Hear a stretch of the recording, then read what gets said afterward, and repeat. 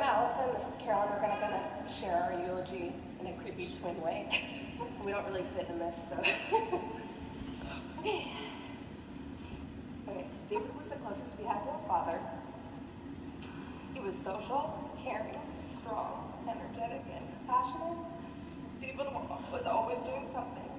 Every time I called him, he was out and about volunteering or with family or friends.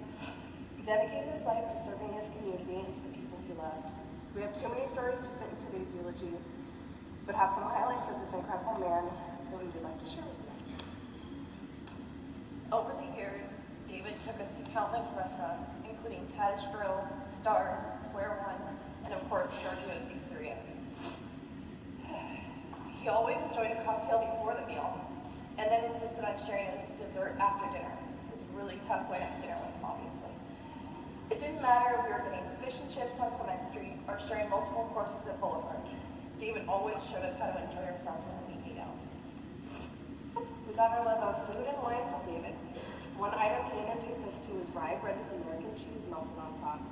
It's really good. Always stocked in his kitchen were slices of yellow American cheese and white rye bread.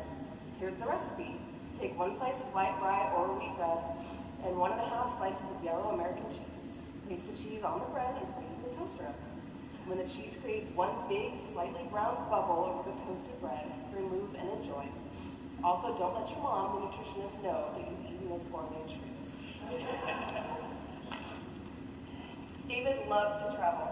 One of my favorite memories was around 10 years ago when we met in Chicago, where my husband and I attended an annual industry conference. We took an architectural tour on the river, walked the city, toured Frank Lloyd Wright's home, and explored the Chicago Institute of Art together. At the Art Institute, David insisted we eat lunch there. Thinking the Institute would have a cafeteria-style eatery and wondering why it was such a big deal and he insisted on it, I agreed. I should have known that David would be taking us to the most fantastic rooftop eatery with handmade pasta and Michelin-worthy food, just for lunch. When our flight was canceled thanks to a Midwestern spring storm, he and Jan graciously let us stay at Jan's home, where David and Jan took us to the best little Italian restaurant, good enough for Al Capone and good enough for David. When I was younger, David and I traveled together often. With him, we visited London, Paris, Yosemite, Yellowstone, Nevada, Wyoming, Oregon, and more. David loved a good road trip. When we were young, David took us on a road trip to see Yellowstone and the Grand Tetons with Andrew. While in Wyoming, we went horseback riding, river rafting, and woke up to the loudest thunderstorm I'd ever heard. There were countless memories from this trip that we'll always remember and cherish. David taught us how to drive a car, and now I think I'm the greatest driver in the world. When we were 14 or so, he would let us lean over and take the wheel while he controlled the pedals. I'm not sure that was the safest idea, but we had a blast and always fought to sit in the front seat so we could take the wheel. This summer, after David passed, our mom took us to Yosemite. It was there that we started to find peace. David loved Yosemite, and we were fortunate to spend time with him in that magical place. Always on top of David's list when in Yosemite was to have a drink at the Ahwahnee Hotel. On the last night of our recent Yosemite trip, we met at the Ahwahnee for a pre-dinner cocktail, sitting around the table under giant trees and rocks, with the sun setting, we remember David. Having our coffee in the morning on our hotel's patio, walking the paths of the park, and visiting the sights. We both realized that David was with us. It was in Yosemite that we found some peace. There was even a man staying at our hotel with a polo shirt, khaki shorts, and sensible socks and shoes, of course. David was truly with us, and he literally looked exactly like David was here. He had a boisterous and contagious laugh and a wide, vibrant smile that I'll take a second to remember. He loved his friends and family, his phones, and loved life.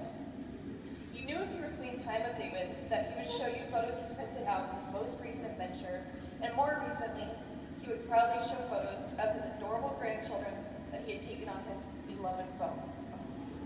He was our second father. He taught us to drive. He let us listen to rap music. And not the kind kids are supposed to listen to. He took us on countless restaurants and on many, many trips. Whenever I get sad and miss David, I'm grateful that we had so many wonderful times together, and I think of that laugh. When I do that, I realize he is and always will be with us.